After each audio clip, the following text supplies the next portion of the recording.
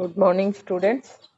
Today class is problem number 18 in income tax 5th unit.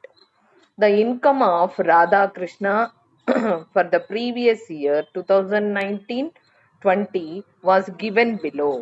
Compute his total income for the current assessment year. Income from salaries rupees 3,62,000. Income from house property at Tirupati rupees 32,800.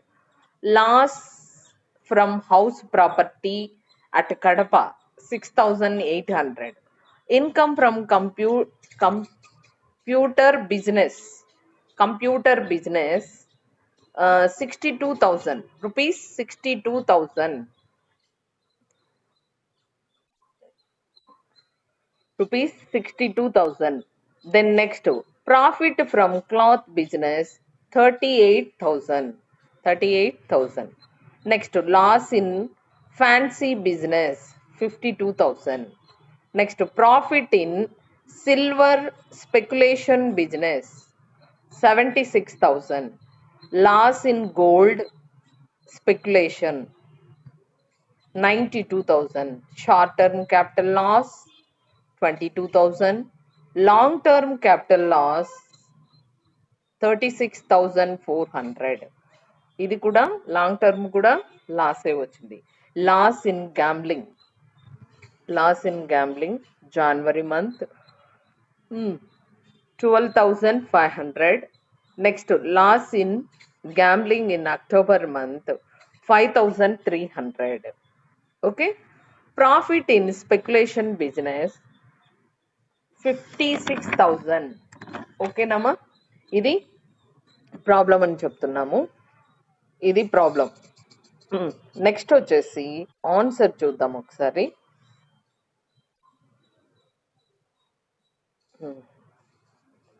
ఇక్కడ ఆన్సర్కి వచ్చేసరికి ఏం note చేయాలి?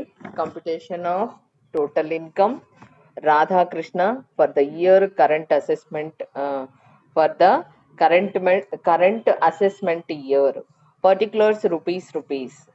Income from salary 3,62,000. Income from house property. ఇక్కడ income from house property అనేసి ఎంత వేసుకోవాలి? 32,800. అలానే Tirupati house income వచ్చేసి ఇక్కడ ఇది this is the income from Tirupati అన్నమాట. తిరుపతి హౌస్ ఇన్కమ్ అంటున్నాము. ఇది వచ్చేసి తిరుపతి హౌస్ ఇన్కమ్ వచ్చేసి 32,800. నెక్స్ట్ కడప హౌస్ వచ్చేసి లాస్ అంటున్నారు కాబట్టి 6,800 లాస్ లెస్ చేస్తే ఎంత వచ్చిందండి? 26,000. This is 26,000. Then next income from business non speculation. Computer business profit 62,000. అలానే క్లాత్ బిజినెస్ ప్రాఫిట్ వచ్చేసి 38,000. Total 1 lakh. అలానే ఫ్యాన్సీ బిజినెస్ లాస్ వచ్చేసి 52,000 లెస్ చేస్తే 48,000. అంటే అతనికి ఉన్న బిజినెస్లో ఇన్కమ్ లెస్ చేసినామంటే లాస్ ఉంటే లాస్ లెస్ చేసామంటే ఆటోమేటిక్గా ఇన్కమ్ వస్తుందమ్మా. నెక్స్ట్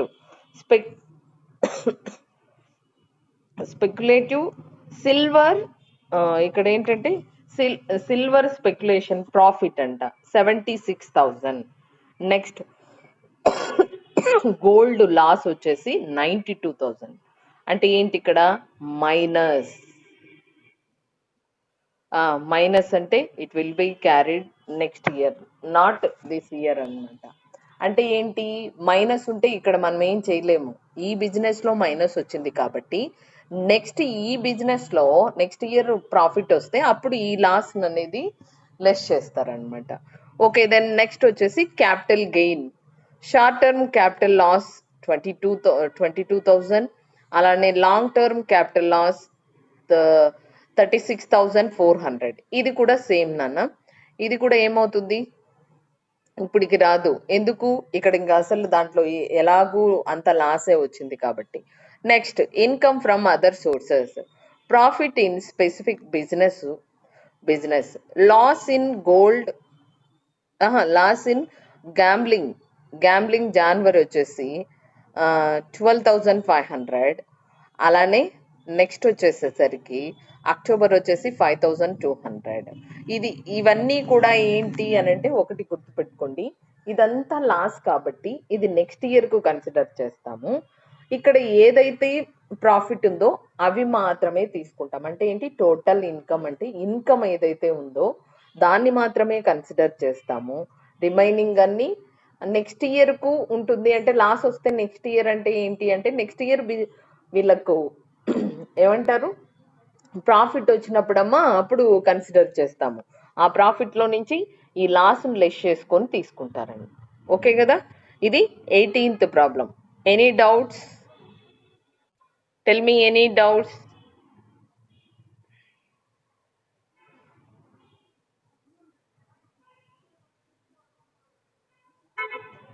ఏమైనా డౌట్స్ ఉంటే చెప్పండి ఇంకా.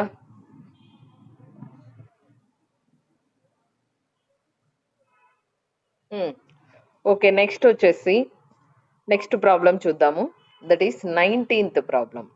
ఇక్కడ చూడండి అమ్మా, ఇంకా మనకి ఇంకా టెక్స్ట్ బుక్లో ప్రాబ్లమ్స్ ఎక్కువైపోయినాయి, అందుకని ఈ బుక్స్ తీసుకున్నాము, క్వశ్చన్ బ్యాంక్స్ అన్నమాట. Okay. Mr. Siva furnished the following particulars relating to his income and losses from the assessment year 2012-13. Short-term capital gain rupees 5,000. Long-term capital gain gold rupees 7,500.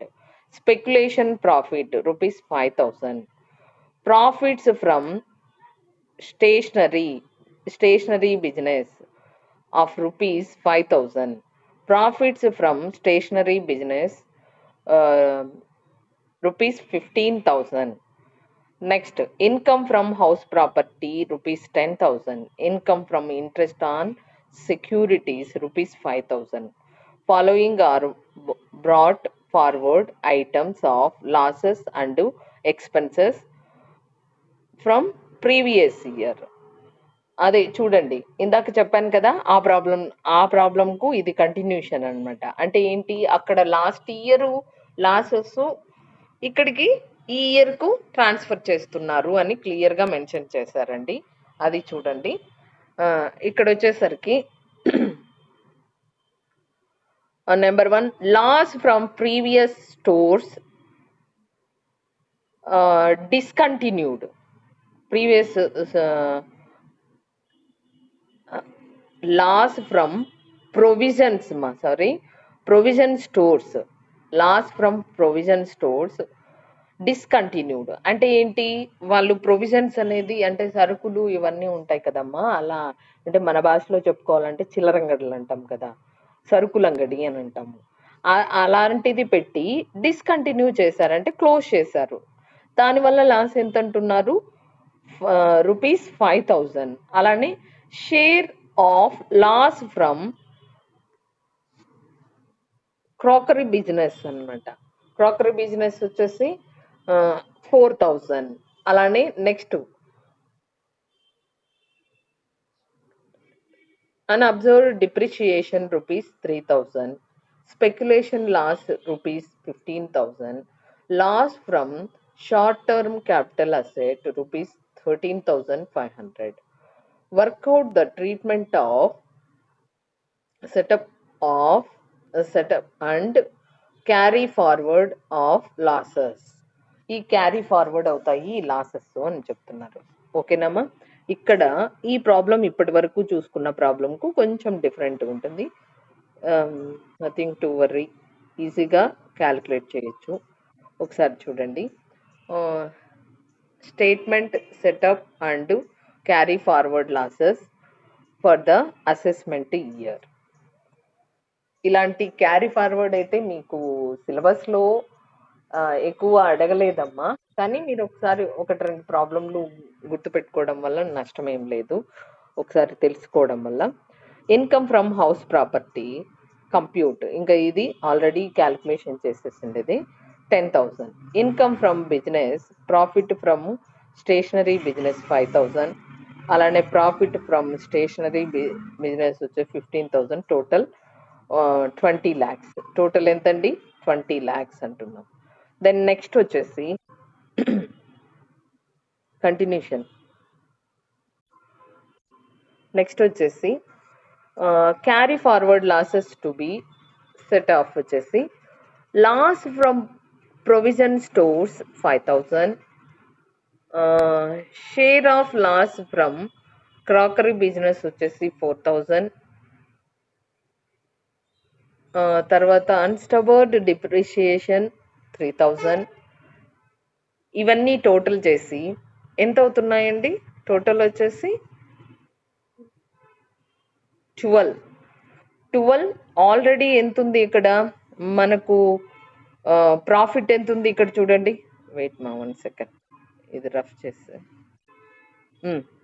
ఇక్కడ profit ఎంత ఉంది business వల్ల? 20,000. Loss ఎంత ఉంది business వల్ల? 12,000. Outer కాలం వచ్చేసి 8,000. Okay కదా. Next speculation profit వచ్చేసి 5,000. క్యారీ ఫార్వర్డ్ స్పెక్యులేషన్ లాస్ వచ్చేసి 15,000. సో ఇది మళ్ళీ మైనస్ వాల్యూ వచ్చింది. సో ఇది మళ్ళీ నెక్స్ట్ ఇయర్కు క్యారీ ఫార్వర్డ్ అవుతుంది. Then next income from capital gain. Short term capital gain 5,000.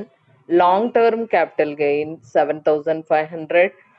Total 12,500. ఇక్కడ లెస్ క్యారీ ఫార్వర్డ్ వచ్చేసి 13,500 ఉంది లాస్. సో ఇప్పుడు మళ్ళీ ఏమవుతుంది?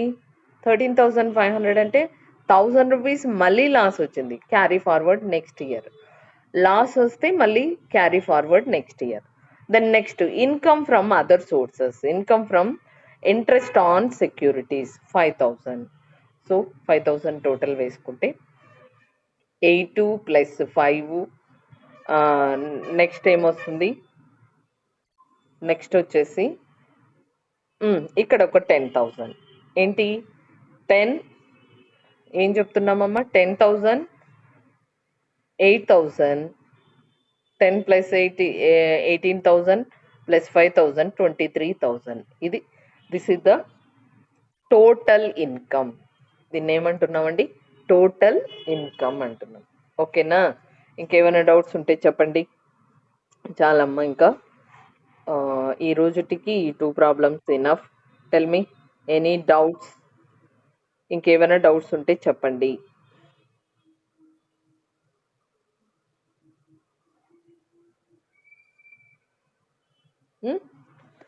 ఈజీగా అంటే ఇక్కడ మనకు క్యారీ ఫార్వర్డ్ ఇచ్చినాడు. అంటే క్యారీ ఫార్వర్డ్ అంటే ఇక్కడ ఏవైతే ఉన్నాయో ఆ లాసెస్ను ప్రజెంట్ ఉన్న ప్రాఫిట్లో నుంచి లెస్ చేస్తున్నాము.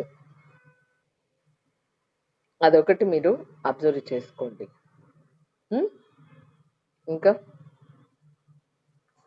టెల్ మీ నాన్న. ఇప్పుడు మీకు ఆల్మోస్ట్ ఆల్ యూనిట్స్ వచ్చేసి టుమారోకి కంప్లీట్ అయిపోతుంది. ఇంకా నెక్స్ట్ మీరు రివిజన్ చేస్తామన్నమాట. నెక్స్ట్ మీకు రివిజన్ జరుగుతుంది. రివిజన్లో ఇంకా ముందంటే స్టార్టింగ్లో ఏమన్నా మీరు క్లాసులు వినకపోయినా, అటెండ్ అవ్వలేకపోయింటే, ఆబ్సెంట్ అయింటే మళ్ళీ రివిజన్లో ఒకసారి జాగ్రత్తగా క్లియర్గా అబ్జర్వ్ చేయండి.